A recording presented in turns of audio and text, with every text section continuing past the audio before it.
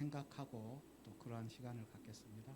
우리 장로님 나오셔서 또 설교 말씀에 이어서 계속해서 좀 말씀을 저희들을 위해서 해주시면 감사하겠습니다. 큰 박수 부탁합니다.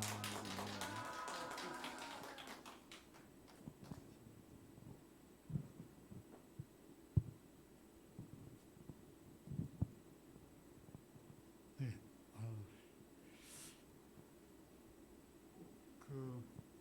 저희가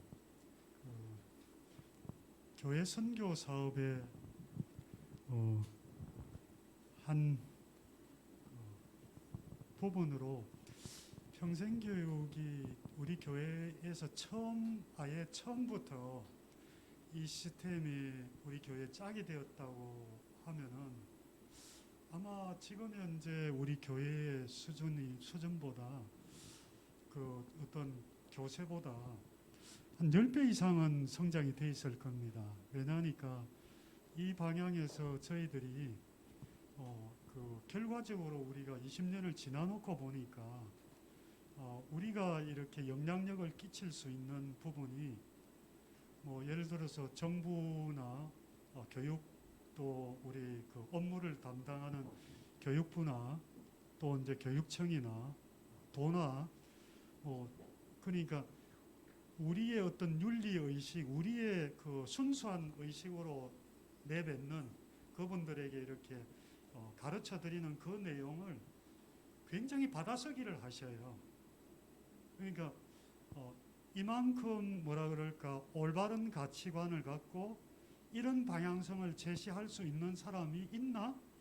이럴 정도의 반응이 사실은 저희들이 이제 얼마 되진 않지만은 그런 반응들을 저희들이 이제 우리 지역에 있는 어떤 그 지도자들이나 또는 학교나 또 그 교육계나 그런 어떤 반응들이 보이고 있다는 걸 이제 말씀을 좀 드리고 싶고요.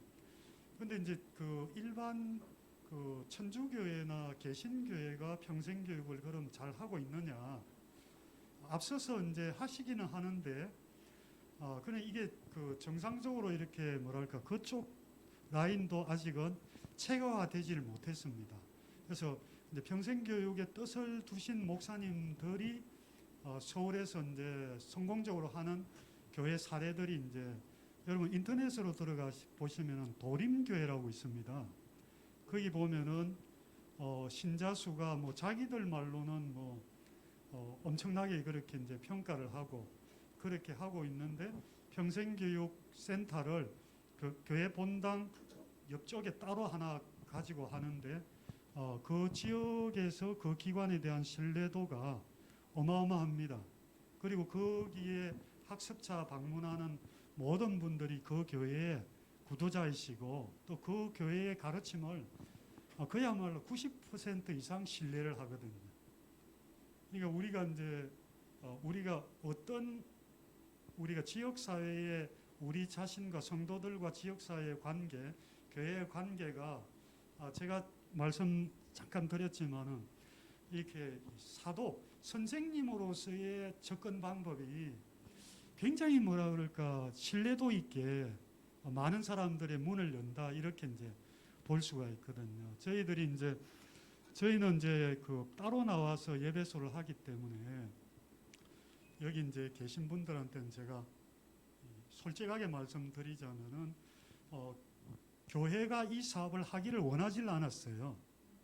그래서 이제 제가 개인적으로 이 일을 이제 시작을 했고 또 이제 그 뭐라 그럴까 여러 가지 어떤 다른 소리 좀 뭐랄까 불편하고 오해받는 그러한 것들이 너무 뭐라 그럴까 저는 이제 마음이 여린 사람이라서 스트레스가 되거든요. 그래서 저는 이제 제가 감히 이제 그런 인물에 비교는 안 되지만은 어쨌든 아리마대 요셉이나 니고데모 같은 모습으로 좀 한번 이 역할을 한번 해봐야 되겠다. 스스로 이제 그렇게 엉뚱한 규정을 스스로 하고 이제 따로 나와서 이제 우리 11권도 우리 기관에서 따로 드리고 열심히 드리고 있습니다.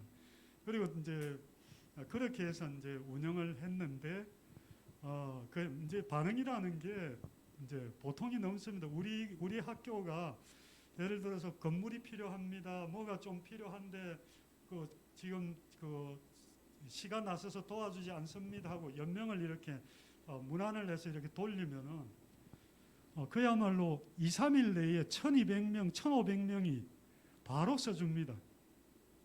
이 기관에 대한 그만큼 이렇게 주민들의 신뢰도, 그 다음에 이제 다른 어떤 교육계 인사들의 신뢰도, 이 부분들은 그야말로 그런 윤리성의 기초에서 할 수 있는 그러한 모습들이 우리 속에 SDA 속에는 자연스럽게 있는데 이걸 사실은 일반적으로 다 갖출 수 있는 모습은 아니라는 거죠.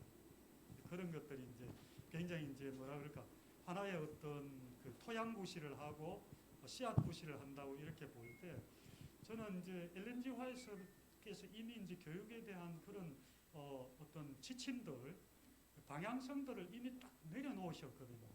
근데 우리는 너무 이제 뭐라 그럴까 그 개념에 대해서 우리가 우리의 삶의 어떤 수준이나 우리가 국가 발전을 하는 어떤 그런 단계에서 평생교육이라는 것까지도 우리는 이렇게 수용할 수 있는 그런 입장이 아니었기 때문에 조금은 이렇게 밀어놨다고 이렇게 볼 수가 있습니다. 그러나 지금은 우리가 이미 선진국이고 또 그만한 어떤 그런 수준에 준비되어 있기 때문에 이것을 이제 접목할 수 있다 이제 그렇게 이제 생각이 듭니다. 그래서 이제 평생교육 부분에서 저희 삼육대학 총장님하고 거기 교수님들하고 저희 희망학교하고 사업 의논을 하기 위해서 이제 총장실에서 같이 만났을 때 총장실 앞에 이제 교육은 평생교육이야 한다 하고 그게 액자에 걸려 있었어요. 그런데 이제 그 교수님들하고 평생교육 얘기를 하는데 이제 그분들은 자기가 그 속해 있는 과에 이제 어떤 그 전문성에 이렇게 갇혀 계실 수밖에 없거든요. 그러다 보니까 이제 이게 폭넓은 이 평생교육에 대한 부분이 이제 교수님들이 들으려고는 하는데 이해가 잘 안 되는 서로 간의 그런 어떤 조금 이렇게 소통이 좀 부족해서 앞으로 계속 이제 소통해 나가기로 했고 그 다음에 이제 그 지회 가서 해외 선교 부장님 그렇게 또 저기 출장 중이셔서 그 담당 이제 사무장님을 통해서 이제 이 부분에 대한 필요성들을 이제 얘기를 하고 그다음에 연합회는 그 지금 영남합회 남시창 목사님께서 직접 그 연합회 보고 영남합회 보고 시간 저희 학교와 이제 저희가 이제 하나 이렇게 이 교육을 그대로 할 수 있는 기관으로 양성된 기관이 이제 울진희망학교인데 죽변에 있습니다. 이제 그 사례를 이제 소개를 해주셨고 또 이런 보고가 이제 영상화되어 가지고 아태지회 선교 보고 대회 때 또 방송이 됐습니다.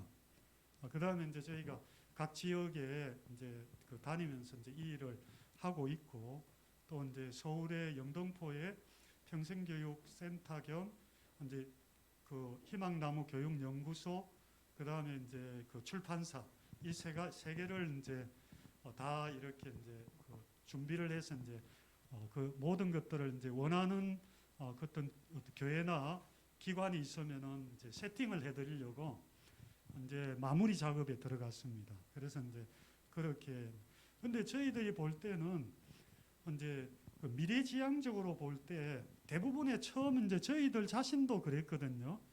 문해교육, 한글교육 이거 뭐 저기 나이 많은 사람들 몇 분 뭐 좀 모르는 정도 그렇게 이제 생각을 하기 저도 이제 그런 수준이었고 그렇게 했는데 나중에 이제 평생 학습을 통해서 이제 이렇게 새롭게 이제 인식된 거는 지금 현재 사회 수준에서 중고등학교 제가 볼 때는 이제 국가에서는 중학학력 이하의 어떤 형편에 있는 사람을 비문해자라고 하거든요. 그런데 이제 우리나라에 650에서 한 700만 정도가 있다고 이제 얘기가 되고 있고요.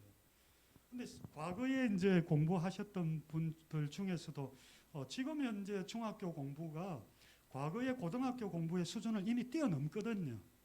그렇다고 한다면 이미 대부분이 사실은 이제 그 졸업장이라는 형편의 어떤 수준이 아니라 이 지식 기반 사회인 4차 산업 사회를 살아가기 위해서 우리에게 필요한 것이 무엇이고 내가 갖춰야 될 것이 무엇인지를 알아야 되는 그러한 이 사회가 그런 상황 속에 이제 놓여져 있는 거죠. 그래서 일반 개개인도 내가 이 사회를 지금의 사회를 살아가기 위해서는 평생 교육을 통해서 내가 뭔가 보완 교육을 하지 않으면은 살아갈 수 없다고 이미 그야말로 이 학습에 대한 열의와 그 심령이 뜨거운 우리 민족들은 더 크게 느낀다는 거죠. 이 부분들을. 그래서 이제 그런 부분에 대해서 우리가 교회가 선도적으로 이 일을 우리가 미리 이제 좀 이렇게 만들어 갔으면 하는 그런 어떤 마음이 이제 있고요. 지금은 사실은 후발주자라고 볼 수가 있습니다. 이미 이제 우리가 요즘 베이징 올림픽을 보고 있지만 이미 앞서가 버렸어요. 사회도 그렇고 다른 쪽의 기관들도 그렇고. 그런데 이제 제가 누누이 말씀드리지만은 가장 이 순전한 마음으로 이 일을 해낼 수 있는 가장 아름다운 바탕은 역시 우리 SDA다 이렇게 이제 볼 수가 있는. 그런데 그렇게 할 때 또 다른 사람들하고 비교적으로 우리가 그 교육해내는 그것들을 다른 사람이 또 그것을 알아봐요. 지금은 이제 그 평생교육도 고령의 학습자나 이렇게 성인 학습자들은 쇼핑하는 시대입니다.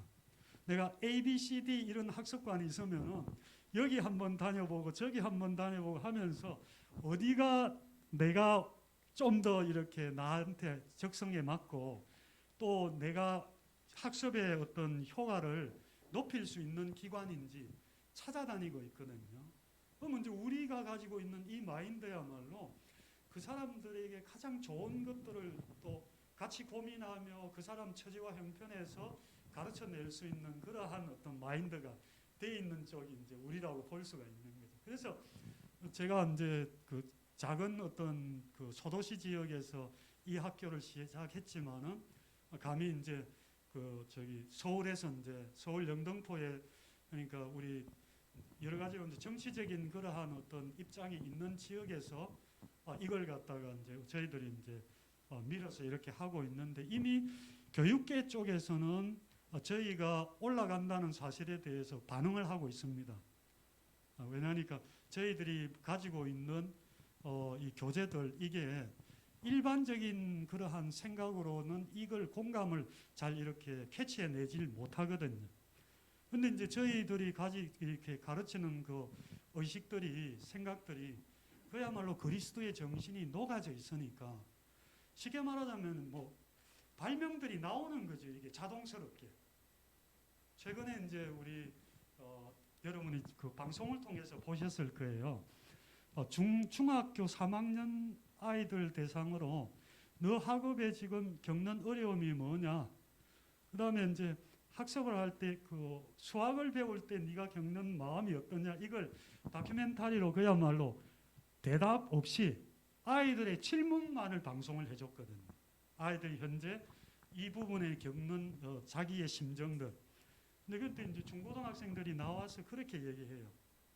자기는 점수가 만점이고 점수가 좋은 상태인데 이 공부 시간이 너무 힘들다는 거예요. 그러니까 수학에 대한 이해나 수학에 대한 공감 없이 이 학문에 대한 내 스스로의 공감 없이 이 공부를 하니 점수는 잘 받아서 다른 사람이 나를 부러워할지 모르지만은 막상 이 수업에 대해서는 본인은 엄청나게 지겨워하고 힘들어하고 있다고 그 고통을 호소를 하는 모습들을 이제 볼 수가 있거든요. 저희도 이제 위탁형 대안학교를 합니다. 위탁형 대안학교는 일반 대안학교와는 완전히 다릅니다. 저희들은 이제 그 회비를 받지 못하고 학생 모집을 못하고 그리고 기존 학교에서 부정하는 청소년들에게 청소년들이 오겠다면 받아서 교육을 하면은 본 학교 졸업장이 나오는 학교입니다. 이 시스템이 참 묘하죠, 그죠? 공립도 아니고 사립도 아니고. 근데 이제 딱 한 가지 이제 우리가 가장 관심을 가질 수 있는 부분이 뭐냐면은 당신네들 마음대로 교육하라는 거예요. 그럼 지금 삼육 학교들 어떻습니까? 제가 삼육대학 가서 분위기를 보니까 종교 얘기 함부로 못 하겠더라고요. 그런 형편이 있잖아요, 그죠? 그런데 보세요. 한쪽에서는 당신네들 마음대로 교육하라는 거예요. 그 자율권들을 주면서 우리한테 아이를 보내요. 물론 그게 굉장히 어렵고 난처한 입장에 처해 있는 우리가 감당하기 어려운 현실에 있는 아이들이 오기도 합니다만은, 그러나 저희가 14년 차 그 대안학교를 맡아서 처음에는 2~3명에서 시작해서 지금은 해마다 20명이 넘거든요. 그런데 이제 우리 아이를 다니는 학교의 아이들은 조금 달라요. 다른 어떤 위탁 학교보다. 그래서 이제 경상북도 교육청에서 이 그 위탁형 대안학교 사업의 공모나 학교 선정이나 이런 걸 할 때 또 여러 가지 행정적인 지침을 마련할 때 저한테 의논을 많이 해주셔요. 가장 바람직한 교사상으로 자기들이 인식을 하니 선생님이 의논 대상이 되어서 그 규칙들을 좀 같이 만들어 주세요. 그렇게 하는 거죠.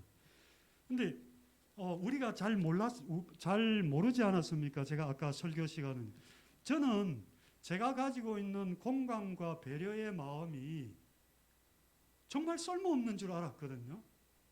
그냥 사회를 살아가는 데는 정말 필요가 없다고 생각했는데 이제는 교회 안에서 다른 어떤 사회 어떤 기관들하고 일을 해보니까 이것이 있는 사람들과 이것을 갖춘 사람들이 더 많은 일들을 해낸다는 그러한 일들을 이제 많이 목도를 하는 거죠. 그럼 그게 가장 누가 가장 갖춰져 있겠냐? 매 안식일마다 또 화요일, 금요일 예배마다 또 끊임없이 우리가 이 자리에 모여서 우리가 뭘 키우고 있었냐는 거죠. 우리는. 그럼 그 소중한 것들을 우리는 뭐 하고 있냐면 이미 갖추고 있고 이미 우리가 얻어 있다고 보죠. 소양적으로 우리가 성령 하나님의 역사하심을 통해서. 그래서 용기를 충분히 내셔도 됩니다. 용기도 내셔도 되고 우리가 할 수 있는 것 가장 작은 것부터 짐을 한번 지기 시작하면은 거기에서부터 시작된 또 다른 짐들이 계속 지어지더라도 우리는 그것을 충분히 그 사람들이 신뢰할 만큼 우리가 해내고 있다는 걸 그 사람들이 오히려 역으로 증명을 해요. 어제 이제 재림마을에 혹시 하루에 한 번씩 안 들어가 보시죠? 재림마을 같은데 인터넷에 들어가 보시면 제 기사가 하나 올라가 있어요. 두 번째 주로 이제 다음 화면으로 이렇게 넘어가는데 유원혜 씨가 이제 상을 저한테 보냈어요. 그런데 그게 뭐냐니까 저한테는 뭐 그게 그렇게 뭐 어떻게 뭐 자랑거리로 또 받아들이고 그렇게 하는 마음은 사실은 정말 요만큼도 없어요. 내가 꿈꾸는 것은 그 이상이니까 그게 뭐 저한테 성에 차고 그러지는 않습니다. 그 내용을 보시면 기자가 전화를 해서 제가 인터뷰를 하면서 앞에 부분은 일반 사회신문에 난 기사를 그대로 실으셨고 뒷부분은 우리 재림교인들이 가질 수 있는 이상에 대해서 좀 거론을 한번 해봤습니다. 한번 좀 보시면 도움이 될 것 같고요. 근데 거기서 이제 저희들이 이제 뭐냐니까 우리가 세상 종말을 살아가는 삶이지만은 종말을 살아가는 사람일지라도 오늘은 우리가 어떻게 살아야 되냐 하면은 사과나무 한 그루를 심는 자로서 살아가야 되는 거죠. 그렇지 않겠습니까? 그죠? 그러면 그러한 것에 맞춰서 우리가 가장 훌륭한 일들을 성취해 나갈 수 있는 그러한 것들을 우리가 자꾸 우리의 교회의 비전으로 우리가 자꾸 삼아야 된다는 거예요. 일제시대 때 독립운동을 누가 제일 많이 했습니까? 기독교인들이 많이 했거든요. 그러면 기독교의 정신을 독립운동에 심어가지고, 그죠? 나라들 살리고, 기독교도 뭐예요? 국가에 기여를 하면서 전파의 어떤 그러한 역할도 하는. 그러니까 서로 상생하는 방향성을 끊임없이 탐색을 해서 그렇게 이제 노력하고 만들어 갔다는 거죠. 그러니까 그런 측면에서 우리도 국가에 기여되고, 국가에 나중에 뭐 일요일 휴업령 내리면 국가하고 우리는 원수가 되겠죠. 당연히 인간의 가장 근본적인 자유의지를 국가는 말살하려 할 거고, 우리는 종교적인 신념으로서 그걸 맞서 싸워야 될 거고. 그러나 그 시점 앞까지는 뭐 해야 돼요? 국가에 우리는 뭐예요?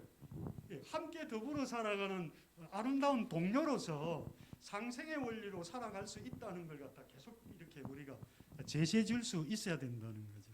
그러면서 그 사람들이 우리한테 의견을 묻게 되고, 그 사람들의 지도 방침을 우리한테 물어서 이렇게 하게 되고. 지금 사학법 통해서 우리가 궁지에 몰려 있지 않습니까? 삼육교육이. 그런데 이제까지 그 지경이 될 때까지 우리는 아무도 교육계에서 인정받는 뭔가를 얘기할 수 있는, 우리말이 통할 수 있는 신뢰를 우리가 못 가졌다는 거죠.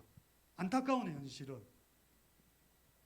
검정고시가 토요일 날 다 만들어졌을 때 저희들하고 또 몇몇 우리 교회 기관들도 나서고 전체가 나서지 않았습니까?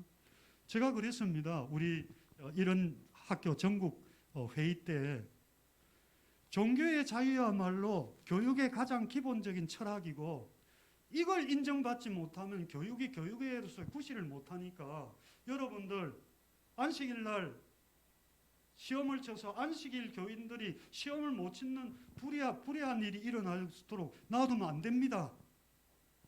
그 호소를 드리는 거죠. 그러니까 우리가 그렇게 우리의 의견을 전달하고 상대방들이 그걸 그냥 뜻깊게 받아들일 수 있는 그 역할들을 이미 우리는 뭐 했어야 되냐면은 해왔어야 된다고 이렇게 이제 감히 이제 말씀을 드리는 거죠. 그것은 나중에 일이지만 일단은 우리 현장 주변에서 우리가 할 수 있는 이 평생교육의 봉사, 이걸 한번 찾아서 해보시자는 거죠. 그래서 저희가 이제 생각할 때 여기는 뭐 충분히 뭐 공부하시는 분도 계시고 또 장로님들 가운데 훌륭하신 분들도 계시고 해서 이 사회에 어떤 평생교육 분야가 필요할지 그건 이제 계속 이제 고민해 나가시고, 통계청 자료나 또는 이제 여러 가지 이제 지역 어떤 논문들이나 그런 것들을 이제 통해서 이렇게 이제 그 소스들을 이제 찾아내시는데, 그 전에 이 평생교육이라는 전체의 어떤 평생교육 정신을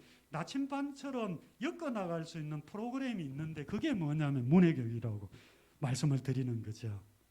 그래서 문해교육의 그 정신, 그것을 꾸준히, 그러니까 항상 그 시간에 그 프로그램을 계속적으로 이기심 없이 아낌없이 꾸준히 해낼 수 있는 그런 쪽에서 이 일을 시작을 해서 다른 부분으로 점점 확대가 가능하다, 이렇게 볼 수가 있습니다. 지금 청소년, 여기 교회에 10대 청소년 20명 모일 수가 있겠습니까? 우리가 어떤 선교로? 자기들이 와야 돼요, 그죠? 자기들이 와서 뭐하니? 저한테 계속 뭡니까? 아침마다 5분 칼럼 아니면 뭐 저희 여러 가지 시간을 통해서 계속 제가 이제 마음을 갖다가 이렇게 바꾸는 그런 작업을 얘기를 하거든요. 근데 그런 것들이 우리한테 그야말로 뭡니까?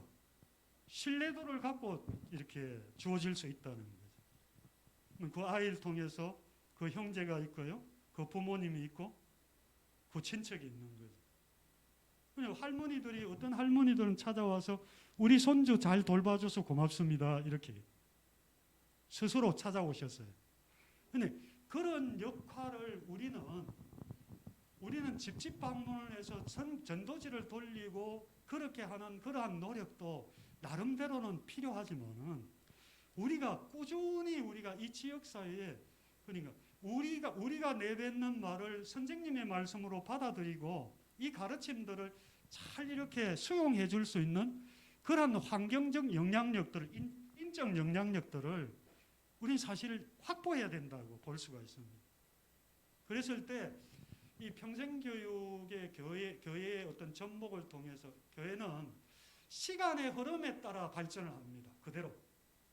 시간의 흐름에 따라 후퇴되는 게 아니라 반비례가 아니라 시간의 흐름에 따라서 이 교육을 통해서 같이 성장하고 같이 발전할 수 있다 이렇게 말씀을 이제 드릴 수가 있는 거죠. 저만 그런 게 아니라 울진희망학교도 지금 거기에 대해서 굉장히 고무되어 있거든요. 5년 전에 한글반 시작하고 검정고시반 해가지고 그 지역사회에 벌써 그 젊은 우리 집사님은 물론 젊다지만은 50대죠. 남자 영어 학원 하시는 선생님이 이제 이 일을 이제 하시게 되었는데 매번 그 지역 주민들이나 자기 그 지역에 같이 사는 부모님들이 아유 저기 뭐 되게 답답한 교회 뭔가 이렇게 좀 뭐라 그럴까 막 이렇게 깝깝하고 뭔가 그런 형편에 있는 그런 사람인 줄 알았는데 이 일을 5년 한 다음에 지역사회 유지가 됐어요. 바로 지역사회 교육계든 심지어 자기 부모님이 그 명절날 그런 얘기를 하더랍니다. 불러놓고 너 요즘 지역사회를 위해서 사람들이 너한테 좋은 소리 많이 하고 다니던데. 그러니까 자식의 아름다운 얘기를 자기가 들어서 지금 어머님이 아버님이 기분이 좋다고 지금 얘기를 하시는 거예요. 그러니까 우리가 할 수 있는 가장 뭐라 그럴까 아름다운 봉사이면서 그 결과적인 면에서도 굉장히 뭐라 그럴까 가치 있는 일들을 해낼 수 있다고 저희가 믿어서 의심치 않거든요. 그래서 저희는 어떻게 보면 뭐 더 큰 규모로 다른 지역의 이제 이 개교회보다 이제 뭐랄까 선교 본부 쪽에 하고 지금 일을 그렇게 추진하고는 있지만은 그러나 제일 중요한 건 현장이라고 생각합니다. 우리 각 교회야말로 살아남을 수 있는 그러한 어떤 도구들을 가져야 된다 이렇게 볼 수가 있거든요. 그래서 이제 말씀을 드리고요. 그다음에 이제 우리가 후발주자이긴 하지만은 저희가 개발한 게 훈민정음 해례가 아니라 신자를 붙여서 신훈민정음 해례를 개발해냈습니다. 하나님의 은혜죠. 은혜인데 뭐냐니까 훈민정음 해례라는 그 책이 뭐냐면은 내가 왜 한글을 만들었는지 한글을 어떻게 만들었는지 원리를 설명하는 책이라는 걸 우리가 다 알고 있지 않습니까? 그런데 그 원리의 설명이 너무나 이렇게 함축되어 있고 압축적이에요. 그냥 상징적인 말로 표현되어 있어요. 발음기관을 본떠서 이렇게 아설순치후 이렇게 해버려요. 근데 그 다음에는 어떻게 가르쳐야 되고 어떻게 익혀가야 되는지 하는 그런 과정에 대한 얘기도 사실은 없어요. 그냥 만든 원리에 대한 것만 있죠. 그런데 그거와 마찬가지로 지금 한글을 가르치는 이제 어떤 역할을 하는 곳이 국내적으로는 이제 한국인을 대상으로 하기는 문해교육기관이라고 합니다. 문해교육기관이 있고 외국인들을 대상으로는 이제 다문화센터나 외국인 대상들이 있는 거죠.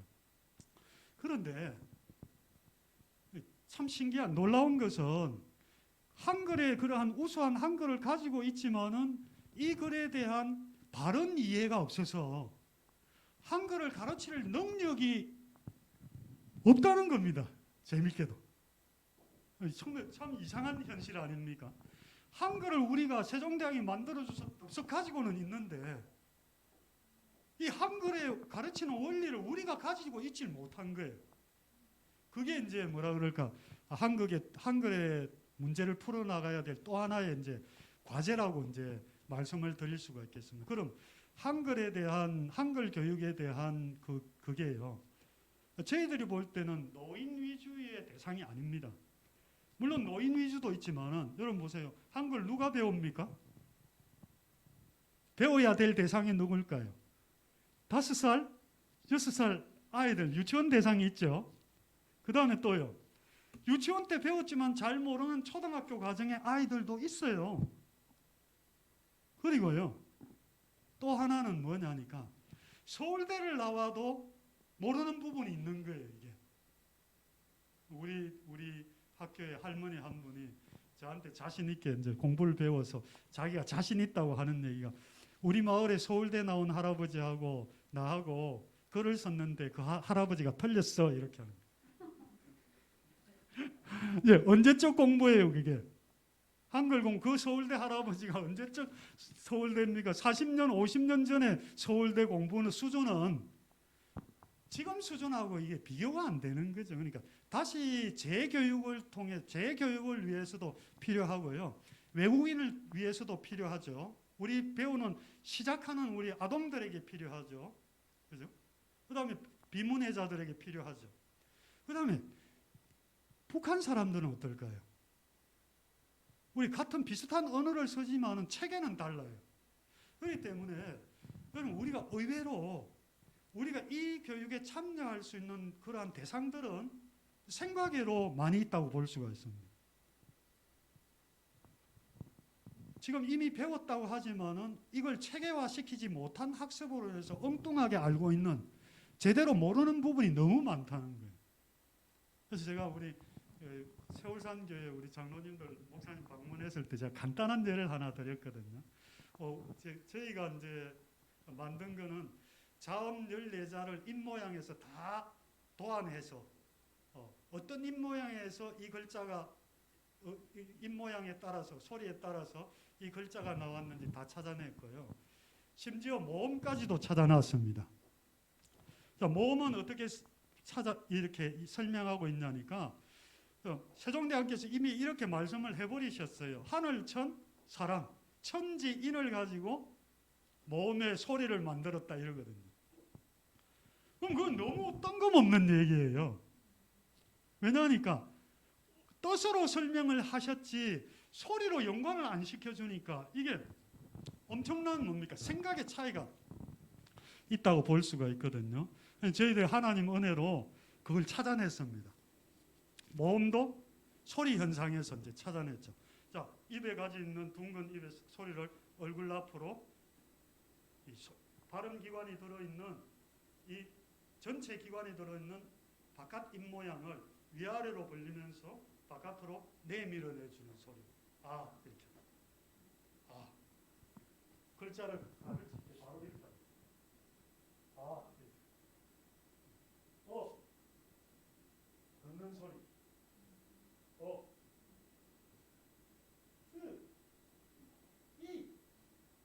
이렇게 그 모음 10자를 찾아서 제가 손주한테, 한글을 모르는 손주한테 바로 테스트를 했거든요.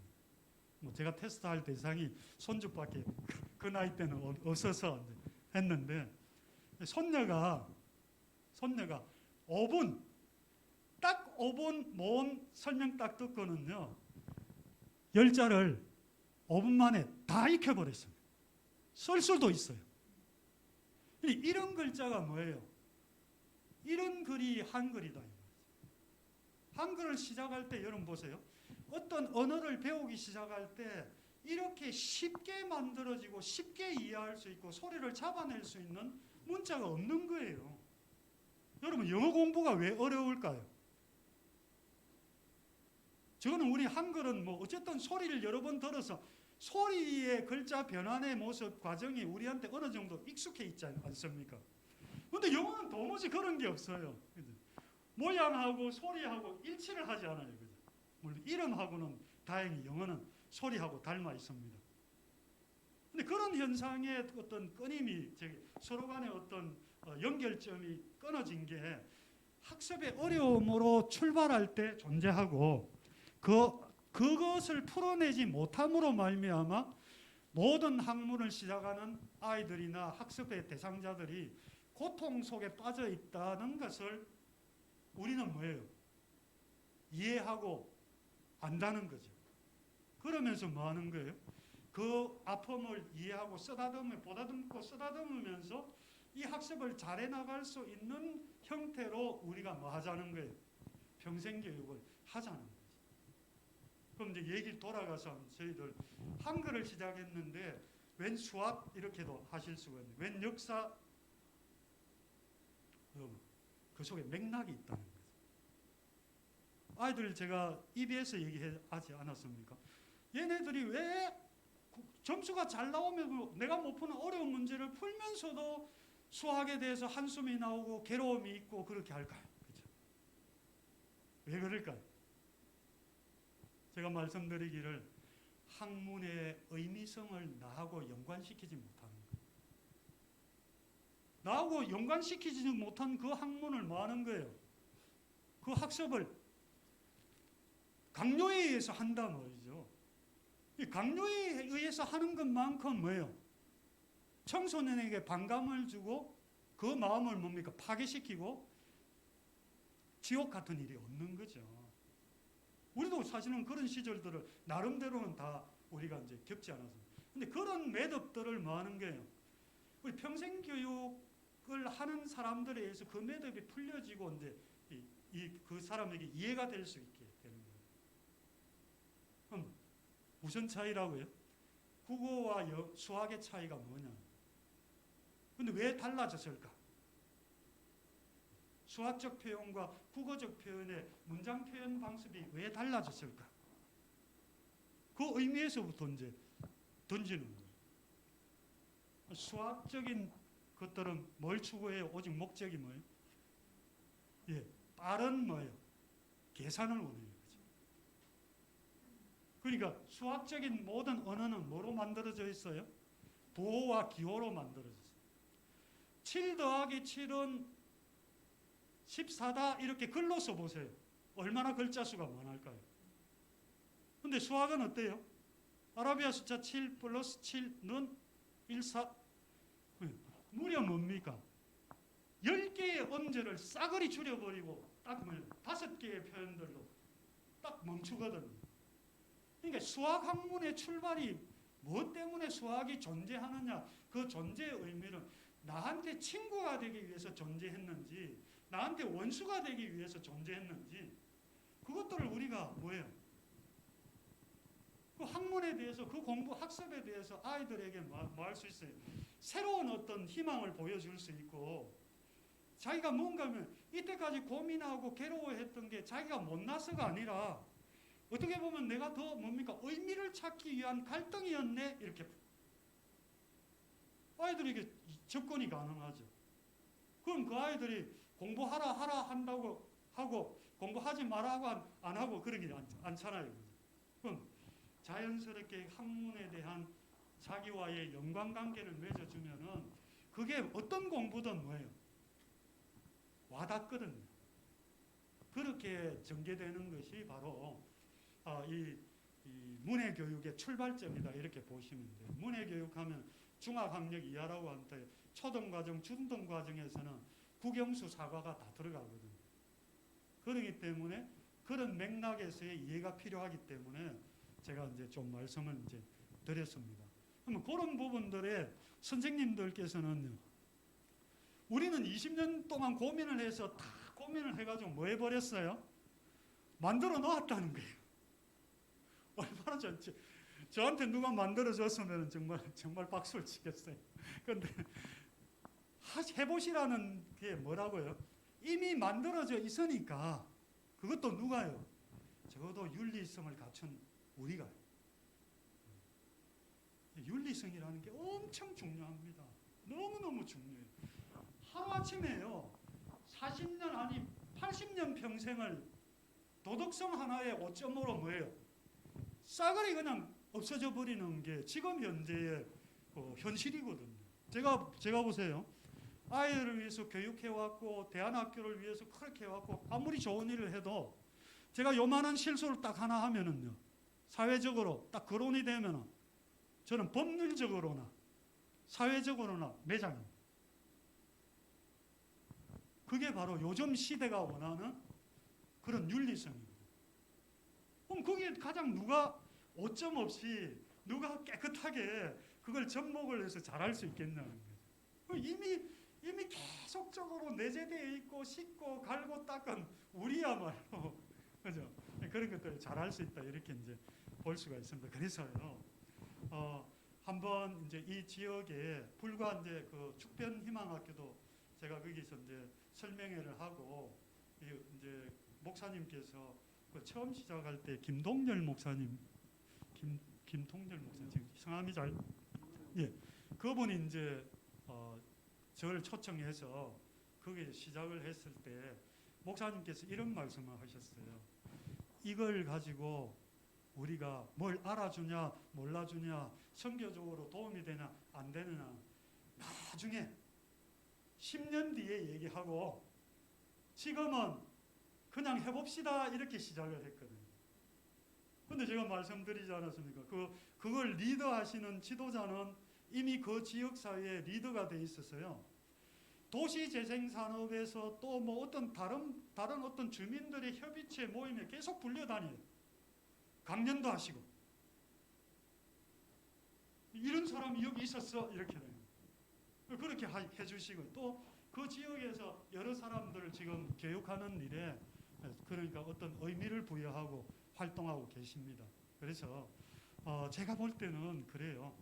이걸 갖다가 잘 이렇게 성도님들께서 좀 이렇게 받아주셔서 접목을 해서 목사님과 우리 장로님들께서 힘을 합쳐서 이렇게 열어서 시작해 주시기만 한다면 세월이 이야기다. 한 번 구르고 한 번 더 구르면서 이게 눈에 보이지 않는 신뢰의 눈덩이를 크게 키워갑니다. 그래서 어느새 나도 본인도 스스로 깜짝 놀랄 정도의 그런 어떤 영향력을 끼치고 있는 것들을 우리가 발견할 수 있거든요. 우리가 여기에 뭐 아까 이제 선교부장님께서 여러 이제 그 선교를 위한 여러 일들을 얘기하셨잖아요.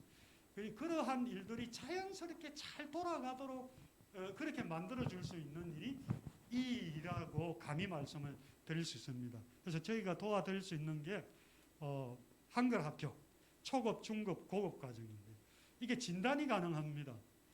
예, 우리 어르신들이 와서 나 한글 몰라 좀 가르쳐 주세요 하면은 질문 몇 가지를 통해서 초급으로, 중급으로, 고급으로 분류를 할 수 있거든요. 그래서 이제 진단을 해서 이렇게 하시면 되고요. 그다음에 이제 중학과정, 초등학교 졸업장을 줄 수 있는 그러니까 도교육감이 우리 교육을 통해서 졸업장이 나오는 반을 운영을 할 수가 있습니다. 그게 뭐냐면은 문해과정 초등과정이라고 이렇게 말하죠. 문해학교 초등과정이. 근데 그 자격증은 우리 같은 이런 한글 학교에 고졸 이상 2년 정도 봉사하시면은 연수회에 참여를 할 수 있는 자격이 줍니다. 지금 모집을 하고 있어요. 울산이 말고 저희 경북에서는 지금 모집에 들어갔는데 거기서 한 보름이나 한 달에 걸쳐서 나눌 때는 중간중간 이렇게 교육을 받으시면은 교사 자격증이 나옵니다. 초등과정. 그러면 그 자격증을 갖고 내가 이 교회 안에서든 어디서든 설립을 하게 되면은 거기에 나와서 다니게 되면 3년만 다니시면 졸업장이 나오거든요. 때로는 1년 만에 졸업장이 나올 수 있습니다. 어떻게 나오냐면요. 1, 2학년 과정을 모아서 시험을 치게 합니다. 3, 4학년 과정의 수준을 모아서 시험을 치게 해가지고 요게 평균 60점이 이상이 나오면 바로 이분은 1, 2학년을 안 다니고 3학년이 되는 겁니다. 그럼 그분은요. 검정고시 없이 1년 만에 초등학교 졸업장을 따게 되는 거죠. 근데 그와 똑같은 게 중학학력 인정과정이 있는데 그게 저희들 학교가 하고 있습니다. 근데 여기도 뭐예요? 교사 자격증이 있거든요. 중등교사 자격입니다. 근데 일반 이제 교육대학에서 하는 그 교사가 아니라 그 과정을 졸업했다 할지라도 중등 이 문해교육과정 중등교사 자격증 과정에 연수 신청을 해가 합격을 해서 교육을 받아야 됩니다. 대졸 이상, 4년제 대졸 이상이죠. 교사 자격 있든지 없든지 상관없고요. 초등과정은 고졸 이상 대졸. 그 다음에 고졸은 2년 이상 봉사 경력이 있어야 된다. 이렇게 말씀을 드리고요. 그 다음에 그런 분들이 이제 3분 정도가 모이면 중학교를 설립을 할 수 있습니다. 저희가 2월 9일 날 7명이 졸업을 했습니다. 우리 학교에서. 제2회 졸업생이 나왔는데요. 거기에 그 각 부분의 학교를 운영하는데 지금 국가평생교육진흥원에서 그러니까 초등과정의 최상한선이 1,000만 원. 그다음에 이제 중등 과정은 도교육청 그 평생교육과나 아니면 여기 이제 광역시 이제 평생교육 그쪽에서 금액을 정해놓고 있는데 울산에 그 학력인증 중학과정을 만드시는 분이 저희들이 먼저 만들어서 울산 푸른학교 늘 푸른학교인가 교장 선생님 저한테 전화를 주셨어요. 거기는 어떻게 신청을 했냐 서류로 양식을 좀 보내달라 해서 제 걸 받아서 아마 울산에서 하고 있을 겁니다. 그런데 우리보다 훨씬 더 많은 지원금을 받아요. 저희들은 작년에 경상북도 교육청으로부터 1,000만 원 정도밖에 못 받았거든요. 그런데 여기서는 3,500인가 4,000부터 아마 시작하는 걸로 알고 있습니다. 이게 굉장히 이게 합리적이죠, 공무원들이. 우리 쪽에 저기 경상북도는 방송에 나오면 좀 곤란한데 생각 자체를 좀 하셔야 돼요. 뭐냐니까 필요 없어 이런 거. 뭐 하든지 말든지 이런 개념으로 그러면 우리가 뭐 한다면 요 정도 줄게 이렇게 하는데 여기서는 그런 양상이 아닙니다. 제가 듣는 정보로는 굉장히 뭐라 그럴까 호의적이고 도우려고 하는 그런 자세다 이렇게 제가 정보를 알고 있습니다. 그래서 이제 요 공간 아래층 공간이나 뭐 지하실 공간에 충분히 가능하고 교사 자격증은 3분 정도가 준비하시면 됩니다.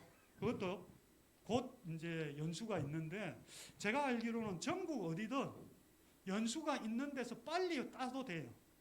그러니까 경북에서 받으셔서 울산에서 하셔도 되고 울산에서 받아서 서울에서 하셔도 되고 그렇게 되거든요. 그래서 이제 그게 이제 3년 동안 그러니까 일주일에 그러니까 16시간 정도 그러니까 주 전체를 안 하고 저희들은 3일을 하는데 어떤 학교는 이틀간 하고 야간에만 합니다. 우리는 주간에 하고요. 그러니까 그러한 방식은 그 학교를 운영하는 쪽에서 자기 스스로 결정을 하시면 돼요. 교과서나 그런 내용들은 다 준비되어 있어요. 이미 국가기관에서 만들어 놓은 교재들이 있고요.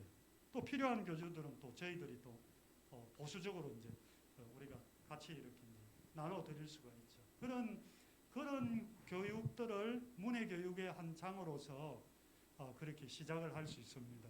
그다음에 이제 요즘은 내가 고등학교든 어떤 중학교든 나왔지만은 내가 영어를 길에 다니다 보면 영어를 너무 모르겠어. 한글만 알아가지고는 세상을 못 살겠어. 이렇게 하는 분들이 계시거든요. 영어 공부를 새롭게 하겠다는 분들을 위해서 지금 우리 쪽에서 요청하는 영어회화 기초반, 성인 영어반 엄청 수요가 많습니다. 저희들은 아직 못하고 있어요. 왜냐하니까 지금 운영하고 있는 그 프로그램에 너무 뭐라 그럴까 우리 쪽에서는 지원이 약해가지고 지금 제가 숨이 넘어가고 있거든요. 2월달 선생님들 월급을 맞춰야 되는데 어디든 뭐 어떤 지원이 없으니까 그런 쪽으로 어떤 그러한 것들이 이쪽에서는 훨씬 열려져 있으니까 지원이 잘 되고 규모도 크다고 이렇게 이제 말씀을 드릴 수가 있습니다. 그래서 그쪽으로 한번 출발을 해서 이제 이렇게 진행을 해보실 수가 있고요. 그 다음에 그 교사의 가치 또 정신 가르치는 교재 이런 것들을 제가 다니면서 사실은 교육하고 있는 사람이거든요.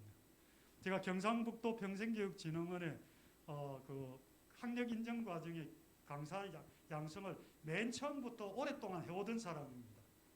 그렇기 때문에 그런 부분에서는 또 충분히 이제 저희가 보완해서 도와드릴 수 있고요. 그래서 이제 성인 문해반, 성인 영어반 있죠. 그다음에 컴퓨터반요. 지금 정보화 기기를 사용하지 못하는 답답함들이 너무 많이 깔려 있거든요. 그런데 정말 뭐랄까 어디서 가르쳐 주기는 하는데 지금은 내 마음에 들게 부드럽게 나를 이해하고 아껴주면서 가르쳐 줄 수 있는 기관 그런 데가 필요하거든요. 그럼 누가 할 수가 있겠습니까? 우리 성도님들께서 가장 자격을 갖췄다고 이렇게 저는 감히 자신 있게 이제 자부를 합니다. 왜? 우리는 일상생활에서 계속적으로 그런 마인드를 갖고 움직이고 있잖아요, 그죠? 그래서 이제 그 부분들 우리가 보세요. 그 문해 교육 과정뿐만 아니라 그런 과정들 다 현실에 맞게 이렇게 만들어서 이제 넣을 수가 있고요.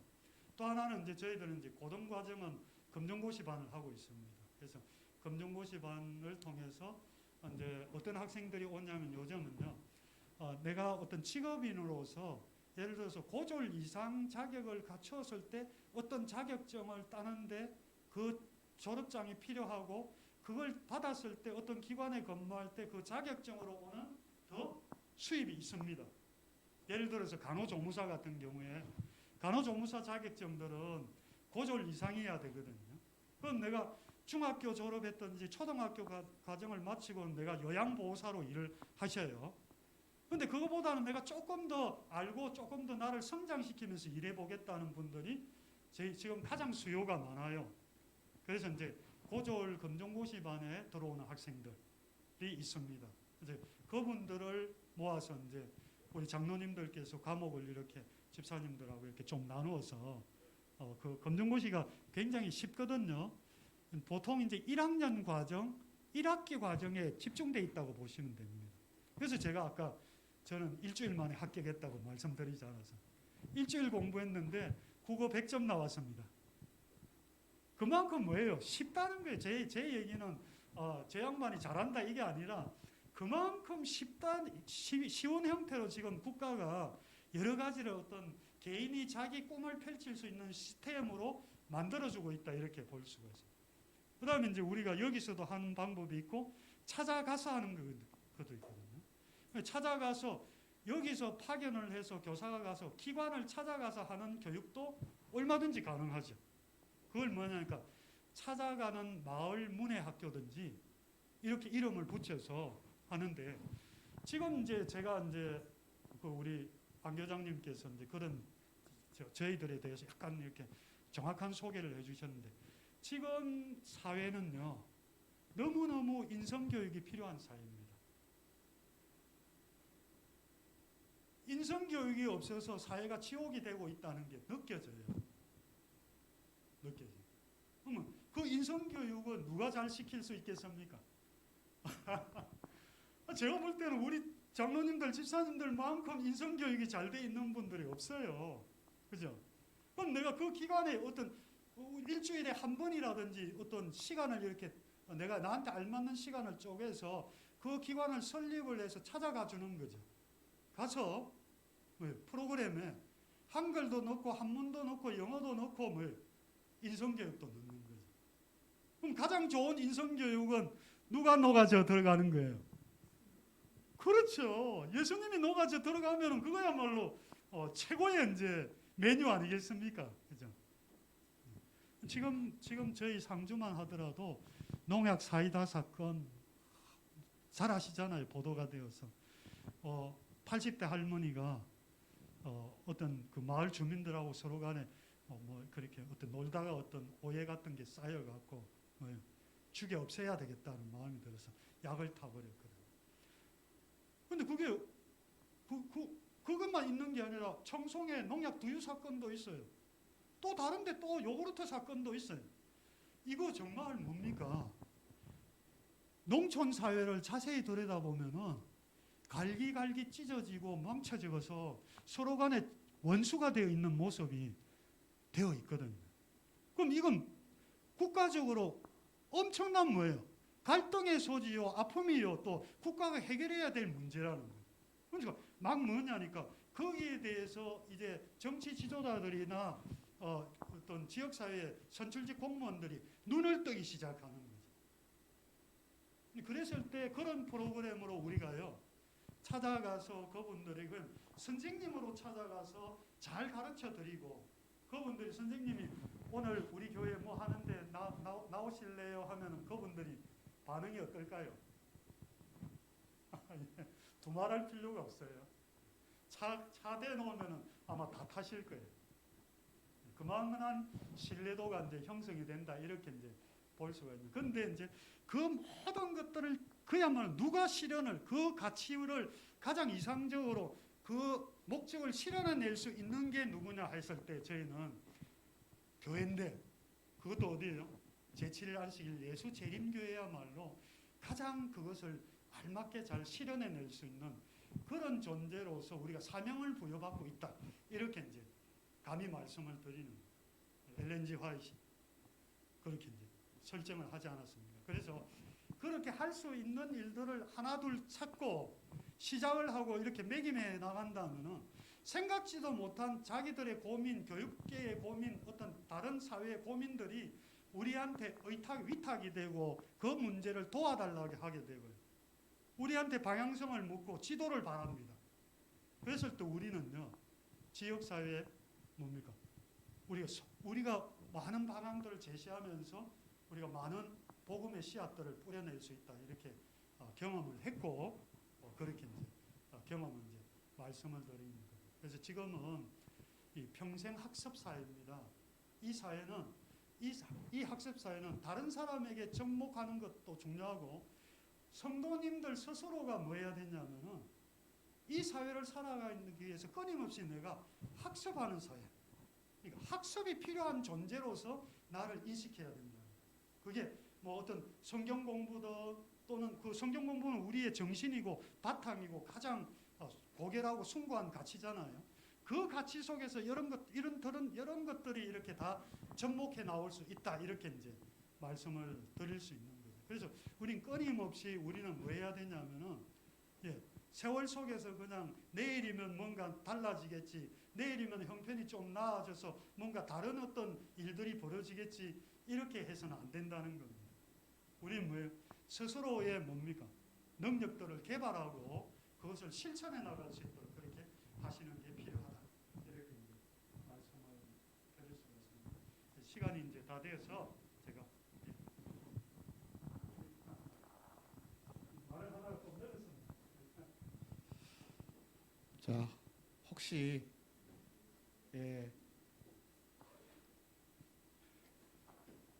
우리 장로님께서 평생 학습에 대해서 이렇게 좀 부가적인 설명과 우리 교회가 나아가야 될 방향들에 대해서 좀 설명을 해주셨는데 혹시 질문 있으신가요? 궁금한 점. 결국은 이제 목사님과 교회가 고민하고 이 사업을 우리 교회가 중점적으로 추진해 나가야 될 이렇게 교회의 사명으로 생각하고 있고 또 선교의 전략으로 선교부와 함께 이렇게 협업해서 그렇게 이루어 나가야 되는데 오늘 우리 장로님께서 귀한 말씀해 주셨습니다. 감사를 드리고요. 혹시 질문이 없으셔요? 궁금한 점. 아마 이게 일회성으로 끝나는 게 아니고 우리가 또 좀 사업을 진척하고 계획하고 하는 중에 또 좀 필요한 부분이 있으면 또 연락을 하고 아니면 또 직접 상주까지 찾아가서 또 뵙고 또 좀 상담을 받고 필요한 부분들을 우리가 얻을 수 있고 대단히 감사한 것은 장로님께서 그렇게 수십 년간 계획하고 이렇게 해서 쌓은 노하우를 그대로 이 교회를 위해서 이렇게 좀 알려주시고 전수해 주시겠다고 그렇게 말씀해 주셨습니다. 그래서 필요하면 우리가 준비되면 교재 같은 것도 다시 한번 좀 확인하고 검토하고 그런 과정들이 좀 필요할 것 같고요. 그렇습니다. 귀한 시간 내주시고 또 귀한 교회를 위해서 또 귀한 정보를 주신 우리 장로님께 박수 한번 보내드리겠습니다. 감사합니다. 혹시 목사님 하실 말씀 있으십니까? 아, 예.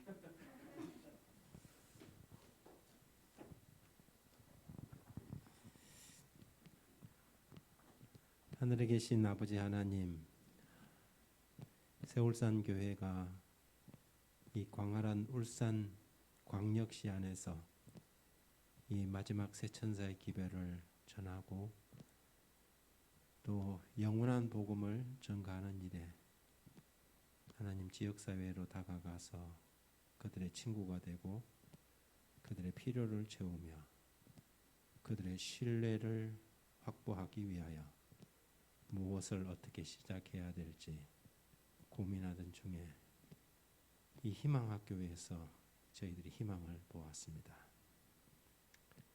하나님께서 이 교회를 긍휼히 여겨주셔서 이 교회가 펼쳐나갈 수많은 사역들을 통하여 이 마지막 사업을 힘차게 펼쳐나갈 수 있도록 하나님 지혜와 명철을 허락하여 주옵소서.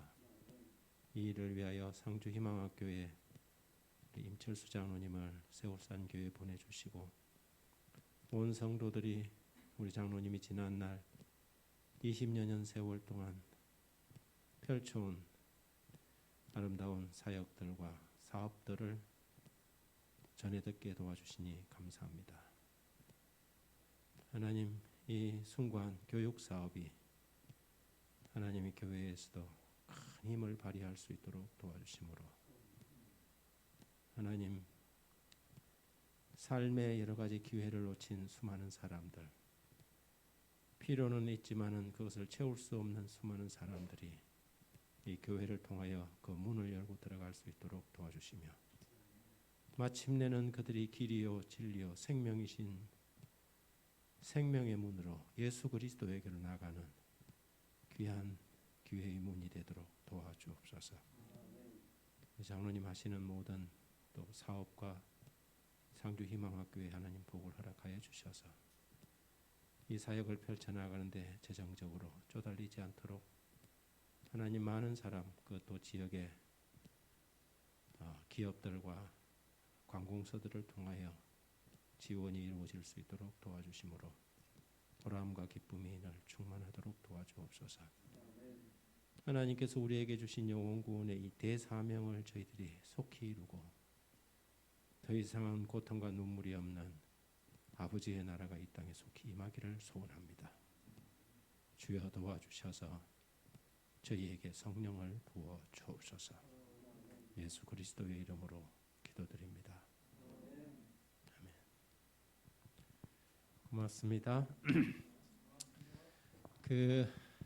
이제 저희들이 올해부터는 이제 코로나가 어떻게 진행될지 아직까지는 잘 모르지만 예측하기는 2월 말이 되면 이게 이제 거의 대통령 선거를 기점으로 해서 아마 정부의 방역 자체가 계절성 독감 정도로 코로나를 이렇게 취급하지 않겠나 그렇게 봅니다. 그렇게 되면 일상 정상 생활이 되겠지만 그럼에도 불구하고 이제 오히려 옛날에는 사람들이 코로나 때문에 정부가 막아서 힘들었는데 보니까는 이제 지금은 사람들이 워낙 퍼지니까 사람들 스스로가 지금 이제 근데 코로나를 피하고 살 수는 없을 것 같다는 생각은 들어요. 이제 같이 살아가야 되는 상황인데 이런 상황 가운데서 우리가 이제 사역을 펼쳐 나가야 되는데 때가 오면 또 기회가 오면 하겠다 이래 갖고는 사단이 가만히 있지 않을 것 같아요. 계속 다른 걸 만들어서 못하게 만들지 좋은 기회의 시간을 호세월을 주지는 않을 거라는 생각이 들고 그래서 3월 달 정도 해서 뭔가 우리가 시동을 걸어야 되지 않겠나 하는 생각을 가지고 있고요.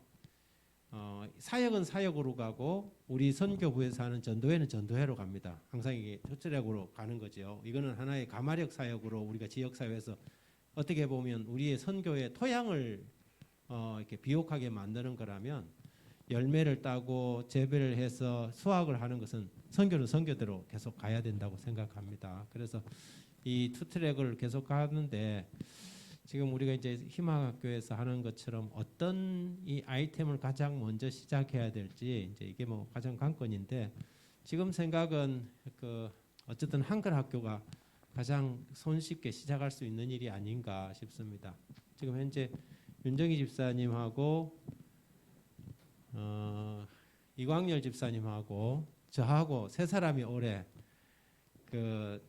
한글 교사 편입학을 했습니다. 편입학을 해서 우리가 당장 국가 지원을 받지 않을 때는 봉사활동이니까 언제든지 이게 열어도 된다고 생각하거든요. 그래서 서로 이야기들을 맞춰가면서 경험 삼아 특히 이제 외국인 노동자들을 타겟으로 해서 한번 이 일을 좀 시작하면서 어쨌든 이렇게 복지 관련이나 교육 관련이든 뭔가 하나를 해보면 거기서부터 이제 뿌리가 내려서 이렇게 나가기가 쉬운데 아무것도 안 해보면 머리에 뭐 집을 뭐 열채를 짓든 뭐 하든 그거는 허상에 불과합니다. 실패를 하더라도 뭔가 이제 스타트를 하는 것이 필요한데 어쨌든 그런 일들을 좀 의논하면서 좀 시작해야 되지 않겠나 생각을 하고 있고, 특히 우리 이광열 집사님은 지금 본인의 직업으로서 지금 장애인과 관련된 사역들을 지금 하고 있잖아요. 하고 있는데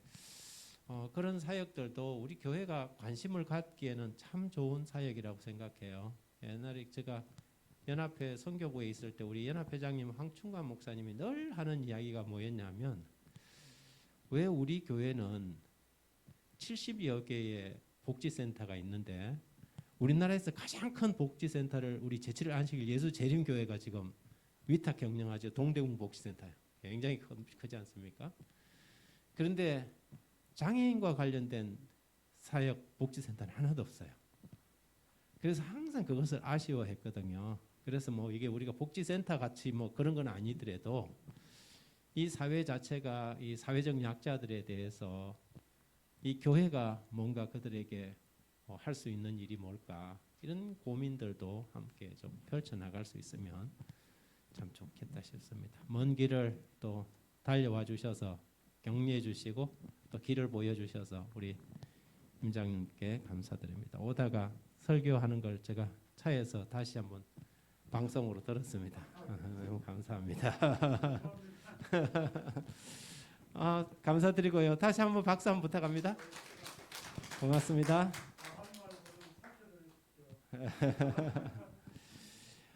맨발 갑니까? 3시 맨발 신선산에서 또 맨발 하실 분들은 신선산에서 만나겠습니다.